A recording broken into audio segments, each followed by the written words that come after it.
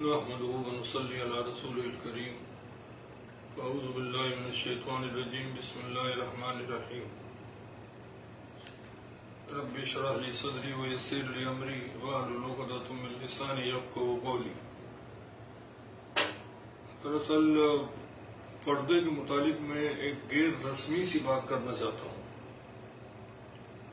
کچھ دن پہلے میری بیٹی نے مجھ سے سوال کیا کہ ابا جان، میں تو پردہ کرتی ہوں مگر میری چند سہیلیاں مجھ سے پوچھتی رہتی ہیں کہ پردے کی حکمت کیا ہے، کیوں عورتوں سے پردہ کروایا جاتا ہے۔ میں نے کہا بیٹا سوال تو تم نے بڑا اچھا کیا ہے۔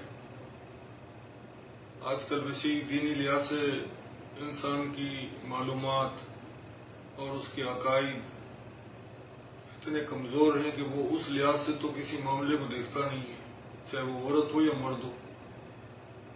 اس کو بہرحال اس کی حکمتیں اور ساری چیزیں اس کی مصلحتیں بتانی پڑتی ہیں۔ اپنی سہیلیوں سے آپ یہ کہہ دیں کہ اللہ تعالیٰ نے عورتوں پر جو پردہ عائد کیا ہے یہ اس کی بہتری کے لیے ہے۔ عورتیں اس کو اپنے اوپر بوجھ نہ سمجھیں بلکہ اس پر اللہ کی رحمت سمجھیں، اور اس کی وجہ یہ ہے کہ میں مختصراً چند چیزیں بتانا چاہتا ہوں آپ کی سہیلیوں کو، جو آپ کے ذریعے آپ ان کو بتا دیں۔ اللہ تعالیٰ خالق کائنات ہے، اس نے مرد کو پیدا کیا، اس نے عورت کو پیدا کیا، اور ان دونوں کی حدود کو، ان کی قوت کو، ان کی صلاحیتوں کو وہ اچھی طرح جانتا ہے۔ اسی لحاظ سے اس نے ان کے سارے وظائف کو تقسیم فرمایا ہے۔ اس اللہ تعالیٰ فرماتا ہے کہ الرجال قوامون علی النساء بما فضل اللہ بعضکم علی بعض وبما انفقوا من اموالہم، کہ اللہ تعالیٰ نے مردوں کو عورتوں کا سرپرست بنایا کیونکہ وہ بعضوں کو بعض پر فضیلت دیتا ہے، وہ اپنی حکمت کے ذریعے دیتا ہے۔ تو اس میں ایک حکمت یہ بھی بیان کی کہ مرد اپنا مال عورتوں پر خرچ کرتے ہیں۔ اس لیے پھر یہ بات لمبی ہو جائے گی کہ اس کو جائز لینا چاہیے نہیں لینا چاہیے، اور کیا کرنا چاہیے کیا نہیں کرنا چاہیے۔ میں اس وقت صرف مختصراً چند غیر رسمی باتیں پردے کے بارے میں کرنا چاہتا ہوں۔ جب وہ جانتا ہے کہ عورت کمزور ہے اور اس پر ایک دور آئے گا کہ اس پر حملے ہوں گے، اجتماعی زیادتیاں ہوں گی، تو اس نے پہلے سے ہی اس کے 11 محافظ مقرر کر دیے۔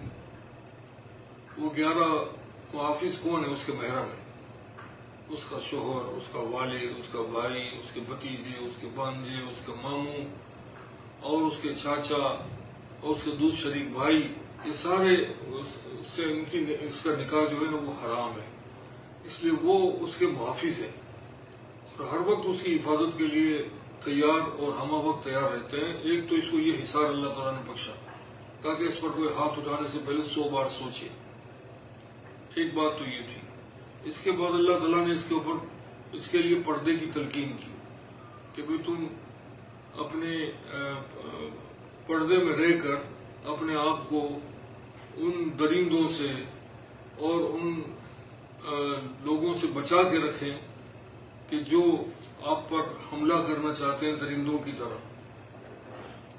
اس لیے اللہ تعالیٰ نے کہا کہ تم ہمیشہ پردے میں رہو۔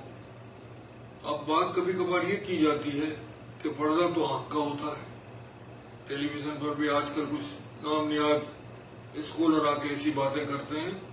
میں مانتا ہوں کہ آنکھ کا پردہ ہونا چاہیے اور کسی عورت کو کسی کے ساتھ بالکل آنکھ میں آنکھیں ڈال کر باتیں نہیں کرنی چاہیے، حسد کے باتیں نہیں کرنی چاہیے اجنبی سے، مگر وہ بیچاری اس غیر محرم کی آنکھ کا پردہ کہاں سے لائے گی جو اس کو گھور رہا ہے اور اس کو حاصل کرنے کے لیے تڑپ رہا ہے، حملہ کرنے کے لیے تڑپ رہا ہے۔ آج کل جو زیادتیاں ہوتی ہیں وہ ساری اسی وجہ سے تو ہوتی ہیں کہ عورت جو ہے وہ مرد کے سامنے جب بے پردہ ہو کر آ جاتی ہے تو اس کے اندر مرد کے اندر یہ داعیہ پیدا ہوتا ہے۔ اگر کوئی انسان شریف انسان ہے تو ظاہر ہے کہ وہ تو اس کے لیے نکاح کا پیغام بھیجے گا۔ اگر یہ بات نہیں ہے اور وہ ایک ایسا مرد ہے جو بالکل ایک ویشی جانور کی طرح اس کی اٹھان ہوئی ہے، تو ظاہر ہے کہ اس کو ہر طریقے سے حاصل کرنے کی کوشش کرے گا۔ اس لیے اسلام نے یہ کہا کہ بھئی تم ڈیسنٹ لباس میں رہو، पर्दे में रहो, महरम के हिसार में रहो, और चाहे दुनिया की सारी तालीमात तुम हासिल कर सकती हो, मगर चूंकि मर्द के अंदर एक कुदरती तौर पर एक दाहिया है, किसी चीज को हासिल करने के लिए एग्रेशन है उसके अंदर। ये बात औरत में नहीं है कुदरती तौर पे। हालांकि अगर औरत पर्दे में होगी तो वो तो उसको हर वक्त देख सकती है, मगर उसके अंदर चूंकि उसको हासिल करने के लिए कोई एग्रेशन नहीं है, दाहिया नहीं है, इसलिए वो उसको कदम नहीं उठाती। मगर मर्द चूंकि इस फितरत से पैदा हुआ है, उसको जबरदस्ती हासिल करने के लिए वो इकदाम करता है। इसीलिए इससे कहा गया कि भाई तुम अपने आप को पर्दे में रखो, ताकि उसको तुम्हें देखकर उसके अंदर ये दाहिया पैदा न हो। आपने कभी नहीं सुना होगा दुनिया में कि चंद औरतों ने या एक औरत ने किसी मर्द को जबरदस्ती उठाया, गन पॉइंट पे ले गई और उसके साथ ज्यादती की। ये सारे काम मर्द ही करते हैं। इसीलिए औरतों के लिए पर्दा मुकर्रर किया गया, उसकी बचत के लिए और उसकी हिफाजत के लिए। जैसे मैंने कहा कि 11 तो उसके मुहाफिज हैं, इसके बाद पर्दा आता है। अब जाहिर है कि पर्दे के अंदर भी वो जब उसको कोई टेम्पटेशन नहीं मिलेगा मर्द को उसकी चाल में, उसकी डाल में, उसके लिबास में, तो जाहिर है कि वो इस कदर तो वो आगे नहीं बढ़ सकता एक शरीफ बच्ची को देख कर के वो इसकी तरफ माइल हो। अभी चंद दिन पहले की बात है, चंद महीनों की बात है कि हिंदुस्तान में जब औरतों पर इज्तिमाई ज्यादतियां होने लगी तो वहां पर एक कमीशन बना कि भाई ये देखा जाए कि आखिर वजूहात क्या है, ऐसा क्यों ज्यादा से ज्यादा हो रहा है। तो उसके लिए एक मोहतरमा को इन्होंने मुकर्रर किया कि वो इसके असबाब मालूम करे। जब उसने असबाब मालूम किए और कई महीनों के बाद जब वो नतीजा लेकर सामने आई तो उसने 3 चीजें बताई। उसने कहा कि ये जो औरतों पर ज्यादती होती है, चाहे वो इनफरादी हो या इज्तिमाई हो, उसकी 3 वजूहात उसने बयान की। नंबर 1, औरतों का ऐसा लिबास जिसके अंदर से उसका जिस्म जो है वो झलक रहा हो, वो खुशबू लगाती हो ताकि वो किसी की इस खुशबू की वजह से कोई इसकी तरफ माइल हो। नंबर 2, वो ऐसी जगह पर जाती है जो आइसोलेटेड होती है, अकेली होती है, उसके साथ कोई मुहाफिज नहीं होता। इस वजह से सामने वाले को ये टेम्पटेशन मिलता है कि इस पर हमला करना या इसके साथ ज्यादती करना मेरे लिए आसानी है। नंबर 3, इसको ये एक तो मटक मटक कर उसका चलना। ये 3 वजूहात उसकी बयान की उस मोहतरमा ने जो जिसको ये कमीशन का बड़ा बनाया गया था। मुझे याद नहीं है, चंद महीनों पहले मैंने खुद अखबार में ये सारी तफसील पढ़ी थी। अब इस्लाम ने यही 3 बातों पर सबसे ज्यादा जोर दिया है कि भाई वो ऐसा लिबास न पहने जिससे उस लिबास से उसका जिस्म झलकता हो। जब वो पर्दे में होगी तो जाहिर है कि उसके फिगर्स नजर नहीं आएंगे और वो उसका जिस्म नहीं झलक रहा होगा। खुशबू लगाकर बाहर निकलना, ऐसी खुशबू जो खुशबू फैलती है, मेहंदी वगैरह की खुशबू जो है वो नहीं फैलती, इसलिए उसकी इजाजत है। तो ऐसी खुशबू लगाना जिसकी वजह से किसी को टेम्पटेशन मिले और उसकी तरफ माइल हो, इस्लाम ने इसको मना किया है। नंबर 3, उसको मटक मटक कर चलने से मना किया है।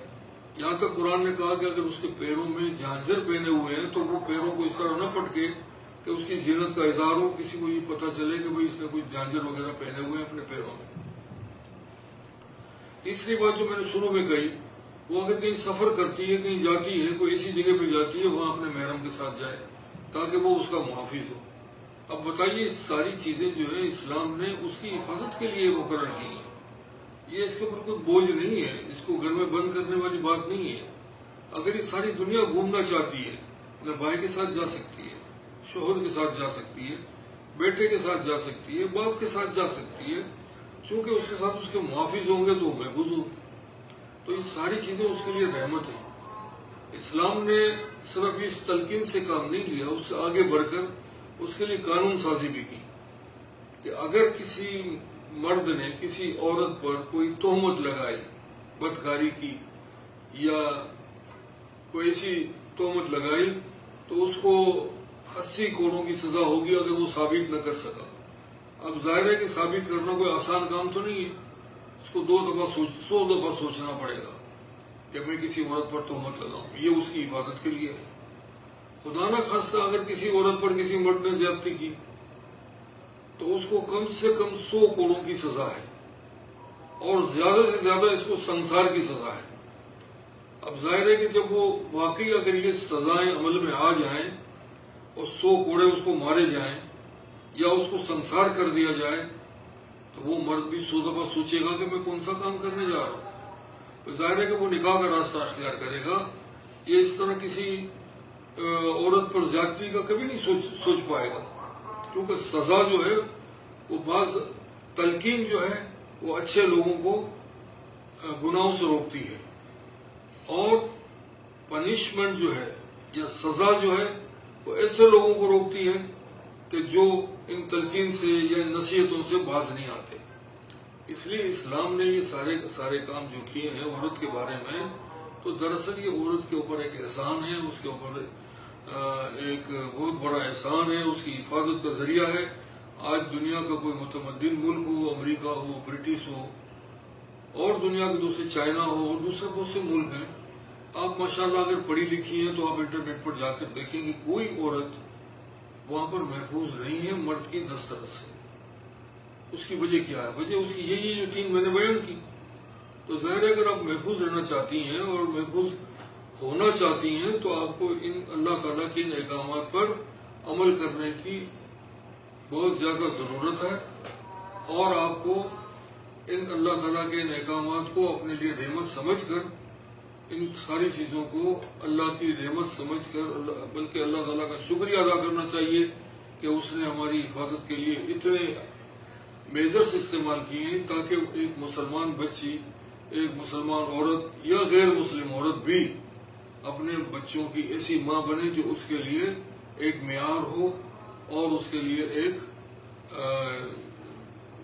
نمونہ بنے، تاکہ اچھی نسل پیدا ہو، اس پہ نہ تہمت لگے، نہ اس پر کسی کا ہاتھ اٹھے۔ تو یہ ساری چیزیں ہیں، اگر آپ کی سہیلیاں بیٹا یہ چیزیں کو سمجھ لیں گی تو پھر پردے کی اہمیت ان کے سامنے آ جائے گی۔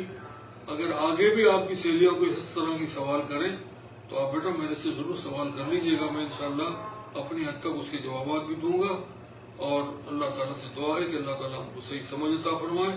وآخر دعوانا ان الحمدللہ رب العالمین۔